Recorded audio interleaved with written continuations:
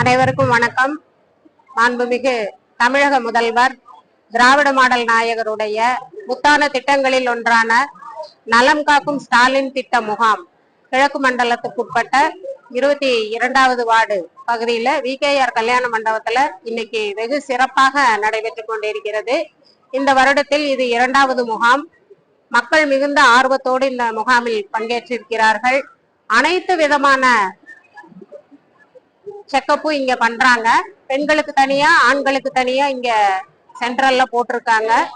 கர்ப்பப்பை, வாய் புற்று அது மாதிரியான அறிகுறிகள் ஏதாவது இருந்தா அது செக்கப் இங்க பண்றாங்க. ECG, அதே மாதிரி கார்டியஸ், ஐ செக்கப், டென்டல் செக்கப் உள்ளிட்ட எல்லா விதமான நோய்களுக்கான செக்கப்பும் இங்க பண்ணிட்டு இருக்காங்க. காலையில இருந்து சுமார் 650க்கும் மேற்பட்ட மக்கள் இங்க கலந்துருக்கிறாங்க. 4 மணி வரைக்கும் இந்த முகாம் நடைபெற போகிறது. ரொம்ப அருமையா இந்த திட்டம் மக்களுக்கு பயனுள்ளதாக இருக்கிறது.